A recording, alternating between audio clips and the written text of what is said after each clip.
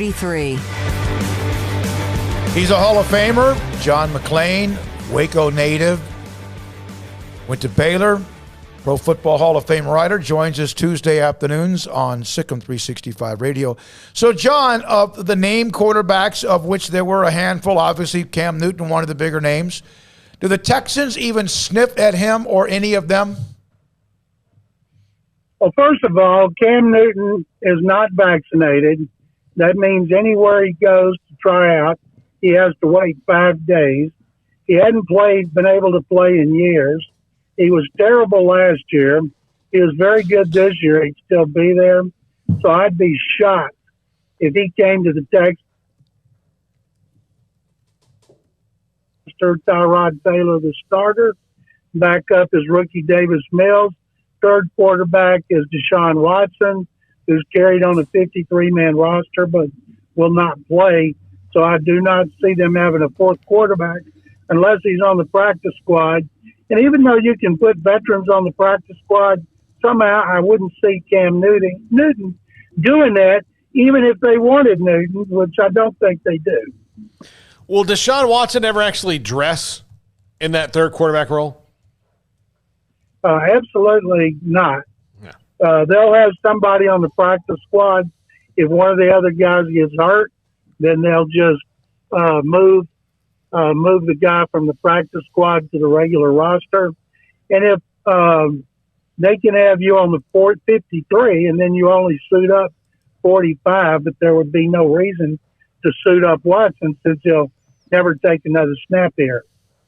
John, Kiki QT, I just remember watching him at Texas Tech. I know they brought in another receiver that maybe took up some of the room there, but what was the reasoning, you think, behind Kiki QT's cut? I have no idea, Craig. I thought he'd made the team. The guy they traded for, Anthony Miller, has a shoulder separation. They cut their other slot receiver, Alex Erickson, and then now tomorrow when the practice squads are finalized, you can put veterans on there for the second year in a row with any level of experience. But I don't know if they played tomorrow or even this Sunday. I have no idea who their slot receiver would be. If there is more time, I mentioned that to you last time we had you, there's more time between the cuts in the first game. Is that going to mean that that this is going to be just an ongoing process like it would normally be, or is going to be mass changes in some of the rosters? And I say mass, not 10, 15 names, but a chunk on each one? I'll tell you an interesting thing, David. I would love to know how many players who were cut were unvaccinated. Because even though they can't be cut because they're not vaccinated, they were. And so if they were dumb enough not to get a vaccination, they have trouble getting a job, they deserve exactly what they get. So a lot of those guys who are not vaccinated are not going to be moving around signing with other teams immediately. So you'll see movement, but I don't think it's as much movement as you usually see. But teams are always going to be churning the bottom of the roster and the practice squad, putting a revolving door at their facility as they come and go. John, how many players do you think this will inspire to get vaccinated if they were not? Well, if you're stupid enough not to get one and you get cut, it's almost too late, although there's no deadline on stupidity. And so I think the league said that over 93% had been vaccinated, but all it takes is one to cost you a game or two. And I still am really surprised, now regular season hasn't started, that there'd be some division in a locker room. If you got players who are not vaccinated and they test positive, then all of a sudden, they're good players and you lose games, you would think there would be bad feelings toward those players. John, it's a random name I haven't asked you about. I don't think, since he signed maybe, but how does Mark Ingram fit in Houston? Mark Ingram is the starting running back for the Texans. They kept 5 running backs. They're going to run the ball a lot, and they plan to have a power running game. 17-game season. They know they're going to need a lot of experienced backs. And David Culley told us today, okay, it's running back by committee, but I guarantee you if someone has a hot hand and looks good in the game or has put together a string of good games, they'll get a lot of carries. But right now, they won't suit them all up on games, but their plan is to keep 5 and play as many as possible because they know some of those guys will get hurt. That's inevitable. John, hold on, Paul. I'm sorry. I was going to let Paul ask the next one. Have there been more trades than normal in the last 2 or 3 weeks at this time, or is it about normal? David, it seems to me like there's been more than usual. And I know, like the Texans, they were going to cut defensive end Shaq Lawson. They looked around the league. They got the Jets to give them a 6th-round pick. So that's something. You know, there's a lot of 6th-round picks who've done well in the NFL, but we saw that quite a bit. And I'll guarantee you today, before 3 o'clock, general managers were making a lot of calls trying to get something for guys they were going to get rid of. John, by the way, Urban Meyer came out and said that he and Trent Baalke took into vaccination status into their cuts. Well, he's certainly not supposed to say that. The NFL and the union will get all over him because you're not supposed to say it. Early in the training camp, the Buffalo general manager said that it would weigh, and they jumped all over him. But, you know, they'll say Urban Meyer's inexperienced. You know what? Trent Baalke's not. He should know better. Do you know Matt Rule's history of where he has been and what he does the second year and especially the third year? I'm not saying that translates in the NFL. How do you and what have you heard around the league or just watching what they're doing with what Matt's doing with Carolina? Well, they were one of the teams that was seriously interested in Deshaun Watson until all the lawsuits started piling up.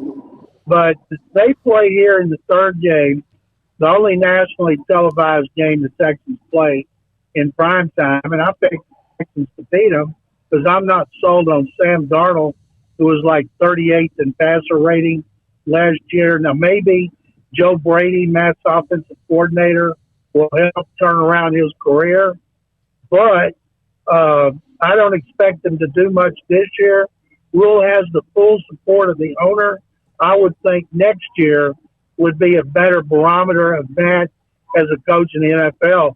But keep in mind, guys, they play in a really tough division with Tampa and New Orleans. Yeah, and man, I tell you what, the Saints are always dealing with something, aren't they? And unfortunately with Hurricane Ida, is that going to have any impact at all on their opening week of the season? I don't think, they're going to be gone for a month. They're talking about playing in Dallas or maybe San Antonio, but I think what will impact them more than not being at home is if Jameis Winston doesn't play well as the starting quarterback. They've got everything else. You know, people forget New Orleans won the NFC South last year, not Tampa. The Bucs were a wild card team that averaged 31 points in the playoffs and won the Super Bowl. So that's going to be a battle. And whether New Orleans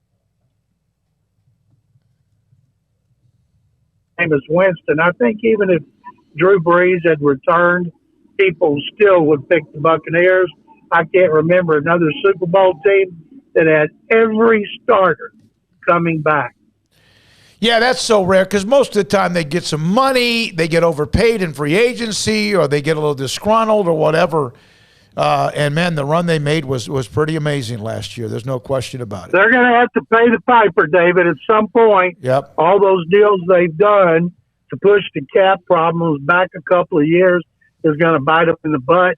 Meanwhile, they're trying to become the first team to repeat since the Patriots in the early after the 03-04 season. Still crazy. But if they do it, it's worth it, right? No, absolutely. I mean, yeah. Hell, I would give up. You know, that's one of the things we've talked about this before about college football teams or whatever. John, what would you rather have as a team that once every, 15 years they win a championship, but they're average or mediocre in between, if not that good?